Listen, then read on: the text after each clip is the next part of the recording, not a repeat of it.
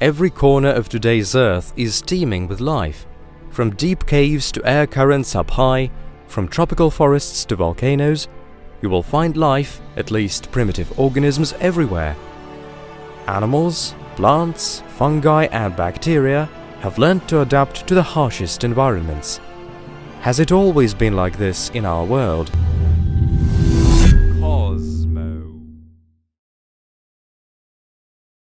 Actually, our Earth has been not the friendliest of places for the greater part of its existence. Let's cast our mind back to the Archean Eon, the earliest time when life was known to be around. It began 4 billion years ago and continued for approximately 1.5 billion years. The early Earth had just gone through the second heavy bombardment. Several thousand tons of rocky debris from the formation of the solar system was hurled to the planet, smashing the thin basalt crust that had just formed on the surface of molten magma. Even after this ordeal, the young Earth cooled off again and gained its first lithosphere. Just 1 billion years later, it became home to the very first living organisms. The Earth of that period had a comparatively smooth surface. Tectonic plates, that is, rocky bodies that create high mountain ridges on collision, were simply non-existent at that early time.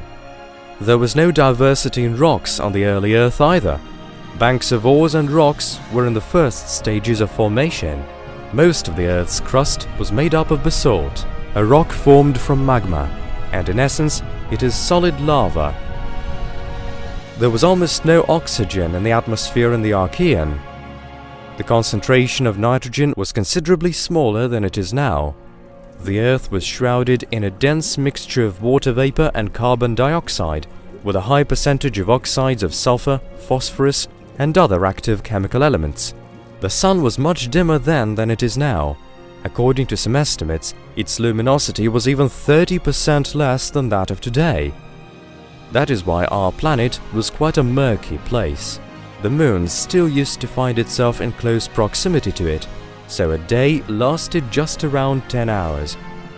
As for tidal waves, they reached up from several dozen to 300 meters. As the Earth gradually cooled off, water in the atmosphere condensed and poured down in torrential rains. At first, it accumulated in small bodies of water in lowlands.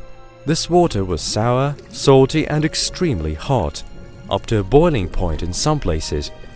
Its composition resembled that of today's geysers. Paradoxically, this seemingly harsh environment proved to be the cradle for primitive life forms that originated and evolved there. It goes without saying that first organisms were anaerobic. Instead of breathing oxygen as we do, which was non-existent in the atmosphere at the time, first living organisms relied on other sources of energy. Archean organisms were not yet able to swim. In order to survive, they needed a substrate. That is why the biosphere of the time was a thin, slimy film of not more than 1 millimeter in width on the bottom of a sour and hot ocean in its coastal area. The maximal depth the biosphere reached down was up to 20 meters, as the dense atmosphere did not allow sun rays to penetrate deeper. The mouths of underwater volcanoes offered habitats to bacteria that were chemotrophs. These bacteria didn't need light and fed on other energy sources, relying on chemical reactions between sulfur compounds and iron. The Earth was cooling off, sea levels rose, the atmosphere became more rarefied, and the sun gradually grew in size. The coastal area favorable for life was also gradually expanding, and by the end of the Archean Eon, the biosphere was confined to a thin stripe along the coasts and also oases, as it were, on the sea bottom near active volcanoes. Meanwhile, all the land, rivers, and most of the open ocean were still completely devoid of life. If an explorer were to visit the Earth of that period, stromatolites would be the only evidence of life seen with the naked eye. These sedimentary limestone formations were created by primordial microorganisms and may reach up to several meters in height. There was another problem in that age. The amounts of reagents were insufficient. and that greatly impeded the evolution of life. Evolution hadn't yet produced scavengers, organisms feeding on dead flesh. Thus, under the influence of gravity and sea currents, dead creatures accumulated in cavities on the sea floor. Hundreds of millions of years later, these accumulations were processed by nature into what is now oil fields. Around 3.5 billion years ago, there emerged creatures that were to change the Earth beyond recognition. Some bacteria got the hang of photosynthesis involving oxygen production. A billion years later, on the border between the Archean and the Proterozoic eons, their evolution brought about the most global extinction in the history of the planet. It is known as the oxygen catastrophe, to name but one term. I have spoken in more detail about it in an earlier video. It is hardly possible to estimate the scale of that event, as an overwhelming majority of the creatures didn't get preserved as fossils. Practically all the diversity of anaerobic life forms that had taken a billion years to evolve vanished off the face of the Earth. The ancient Earth's atmosphere was exceptionally rich in methane, a strong greenhouse gas. It robustly oxidizes, producing carbon dioxide and water during the process. With methane's concentration in the atmosphere dropping, the temperature on the planet decreased as well. As a result of this process, there occurred the Huronian glaciation, the most large-scale ice age in the history of the Earth, which started 2.4 billion years ago and continued for as long as 300 million years. Diggings revealed that in some areas ice caps reached as far as the equator, with the planet almost totally transformed into a ball of ice. It took the Earth 1.5 billion years to go all the way from boasting boiling lava fields to endless icy deserts. The Proterozoic eon lasted from 2.5 billion years to 440 million years ago.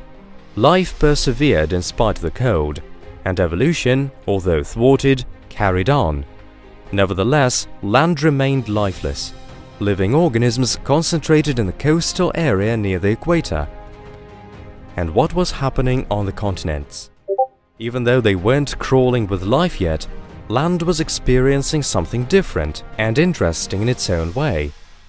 Alongside the continents, banks of metal ores and new rocks were being formed. In the Proterozoic eon, areas of dry land alternately assumed different aspects and were endless glaciers and stone deserts at one time or another. It is hard to imagine, but just a measly 500 million years ago, the greater part of our planet appeared quite like a Martian desert. Luckily for all the dwellers of our planet, the sun was growing brighter and warmer. Eventually, the ice gave in. 542 million years ago, there began the Phanerozoic eon, which is the Greek for the eon of visible life. It was peculiar for periods of active evolution of different species interlaced with mass extinctions. I have told you about the major ones. But what was the Earth like in those days? At the beginning of the Paleozoic era, the greater part of land formed a giant supercontinent named Gondwana. Located in the southern hemisphere, it had elaborate terrain and covered over 100 million square kilometers. It was comprised of today's Africa, South America, Antarctica, Australia, the Indian Peninsula and some other areas. The smaller continents of the day, Laurentia, Baltica and Siberia, were situated near the equator. Apart from all that, there was a great number of smaller islands. Still, up until the Silurian period, which started approximately 444 million years ago, there weren't any life forms to speak of on all these expanses. Only some simple mosses and lichens were slowly establishing their dominance on land. It was only at the beginning of the Silurian period that first plants emerged in tidal areas and near rivers, and only in the tropical zone at that. Even in spite of the fact that sea species and plants became more diverse, marine life forms still concentrated near the coasts. The area populated incrementally expanded. Just to give you an example, the depth of the ocean at which photosynthesis was able to take place in the Devonian was just 50 meters, which is 10 times as little as it is now.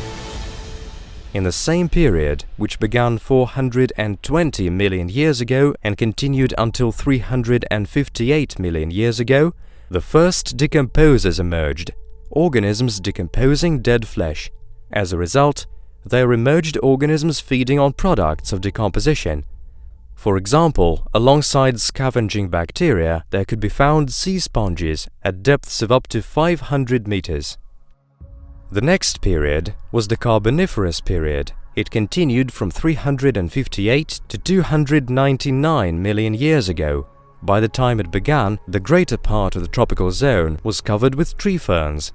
Dense tropical forests did not grow as a mass.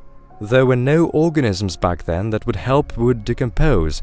That is why bulky trunks of trees didn't rot when they died and didn't pass any nutrients to their descendants.